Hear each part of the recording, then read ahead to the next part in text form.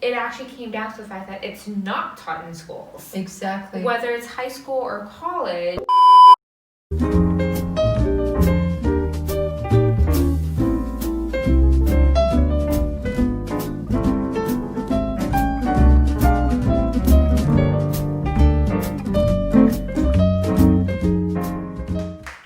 Welcome to our first episode of meCFO podcast and show. I have here an amazing guest. Her name is Erika Topete. She is the Assistant Director of Student Financial Wellness at Stanford, as well as alumna. Thank you so much, Erika, for being here with us. Paris, thank you for having me here. Of course, it's a pleasure. Erika, this is so amazing that Stanford has put together a financial wellness program. Who knew? And so grateful that it's being done. How did this all come about? It's a great question. It actually came about with my director, Kali Takahashi, who first, sensed the need among students and got a group of a few offices together to seed some funding and to really gather perspectives and understanding of like what student needs there were, and got enough funding to hire me to build the program. So, 2-3 years later, we have an incredible program at Stanford that I'm so proud of and so happy. That's amazing. That exists. Where did this funding come from, Erika? Yes, from various offices across campus that saw different student needs. So imagine the athletics department, the financial aid office, the Office of Veteran Affairs, different student communities where there were direct needs for financial literacy and financial knowledge. You mean there were funds set aside for this program, or no? That's a great question. No. It was just a matter, and this is where I think highly of my director, Kelly, who brought people together to say, this is a need. Would you agree? And they agreed. And it's like, it wasn't funding set aside for this specific reason, but they set them aside. Wow. As a community, and that's something special. That's incredible. So now, what does the financial wellness cover? What does the program entail? So after working on it for a number of years, we settled on having a program at Stanford that offered diverse resources for students. With the understanding that students learn differently.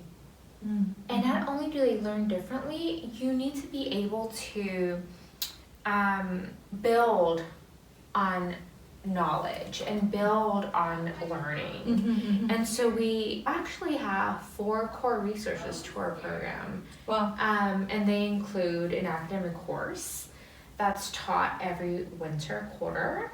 Stanford is on the quarter system, and so this is for students who learn best in the classroom or who want to take a class. And then we have one-on-one financial coaching for those students who want that personalized individual attention for a question they may have. Maybe it's, how do I choose a credit card? Or, what's the difference between a credit union and a, local bank?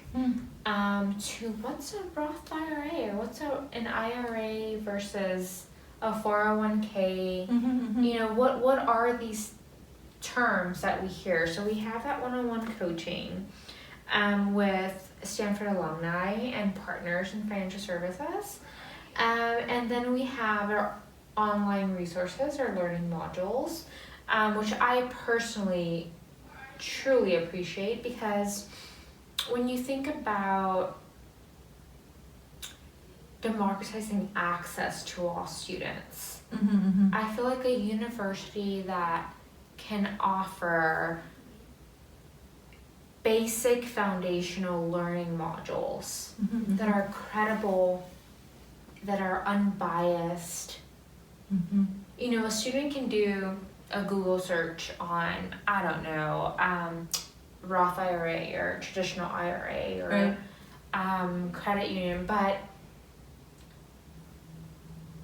when you're, you know, getting back all of these various information sources, you really don't know, okay, which one is credible, which one isn't. Sure, and then they'd have to probably go through multiple sources to get a better, more in-depth idea as to what the actual term means. Whereas if it's right there at through this program, right, through a university sponsored learning modules, and if they have further questions, then they can reach out to a coach, or they can do further, you know, research on their own.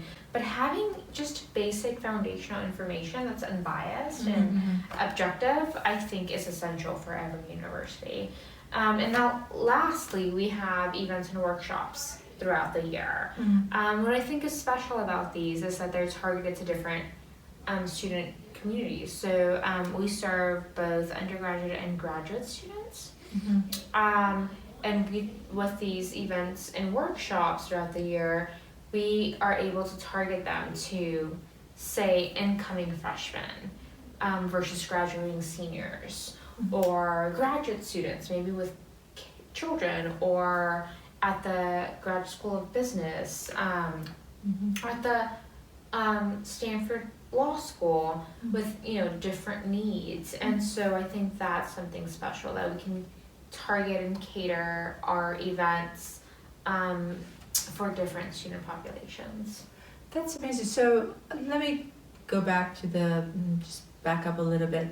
What was your background? What is your background, and how did you see yourself link in here? Do you have a finance background? Is that what you studied? You did? Actually, I wish I did. When I think about this, I actually have a background in political science at Stanford. So I went to Stanford, graduated from Stanford, and graduated from, you know, one of the most wonderful universities in the world, and realized that when I graduated, I didn't have some of these skills and some of this knowledge, especially when it comes to long-term investing. Sure.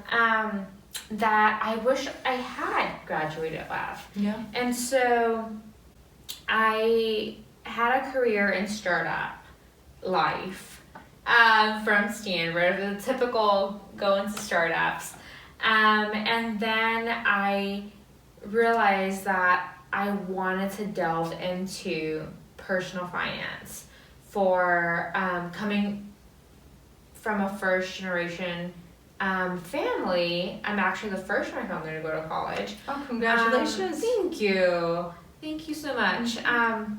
I, you know, thought maybe there was a little bit of that. I'm like, oh, you know, since my parents didn't go to college, there's probably some, you know, a lack of knowledge in this space. But when I spoke with my peers who did have parents who went to college, some of whom also went to Stanford, we had the same questions. Shocking, isn't it? It was absolutely shocking. Yeah. Like, actually, no, I don't know about taxes. Tell me more. Actually, no, I don't know the difference between a Roth IRA and a traditional IRA. Tell me more. And, you know, their parents went to college, and some, again, went to Stanford. And we're missing basic knowledge, because it actually came down to the fact that it's not taught in schools. Exactly. Whether it's high school or college. Precisely. Financial literacy, financial planning, money life skills at the bare bones is not officially taught. So absolutely, we were in the same boat without knowing it. And here I was thinking that, oh, it's probably because, you know, my parents didn't go to college, so I'm a little behind in some of this knowledge. Isn't that amazing? That is what you just stated. reminds me of what we were when I was part of Cal CPA and how we studied and how we put together financial literacy program for the CPAs to go out to high schools in the area and to put together a workshop and to introduce the concepts of basic finance. And of course that was just a workshop. But we realized this was 15-20 years ago, that we realized that there's a huge gap, right? And at the high school level and of course at the college level. But with a workshop, you can't get nearly enough in there, and you cannot have the retention. Couldn't imagine. It was just a very broad overview just to get the students somewhat familiar. But the fact that this is actually implemented and it is an elective or is it a required course? That our academic course is an elective. Okay. And all of our resources are there if they want to pursue them or seek them. So nothing is required. That's actually a separate conversation. To be honest, that's absolutely part two. Because I feel strongly about that. But no, our resources are just there if a student needs them. And what I think is special about this is because before 2 years ago, they didn't exist at all at Stanford. Yeah. And you know, this is when I was a student there, when my peers, you know, class of 2012. So when my peers at that time had a question about how do I build credit, how do I choose a credit card, what is the difference between buying or leasing a car? When you have these questions, what's the difference between a credit union and a local bank? We have, you know, our incredible Stanford Credit Union. That's an incredible resource for Stanford students, but if students don't know what, like the benefits of banking with the credit union versus the bank maybe their parents bank with. Exactly. You know, it won't go as far. Absolutely. Even if it's there. And so especially I would think for the very focused student that is very much focused on their studies. Exactly. And so the rest of the information that they need in order to be able to make wise financial decisions, if it's not there in their lack of better word, immediate scope, then it can easily get missed. Absolutely. And not just at Stanford, at any other college and university as well for students that are serious about their studies. Exactly. Which brings me to this topic, and that's that. So this is at Stanford. Are you finding that there's other universities in the nation that are implementing financial literacy? Actually, as a matter of fact, we've learned a lot from public institutions and state schools. Yes, so, and I think that's wonderful, actually. Absolutely. I admire. I mean, I can name a few of them that we looked into when we were first, you know, building our program out. We looked at Ohio State. That's that fabulous. Had research behind this. We looked at Penn State, which I believe is now endowed, or was recently endowed, doing wonderful work with financial literacy education for their students. Kansas State was, you know, had a program going, a more like built out program. And I remember looking at these institutions and thinking, they get it. They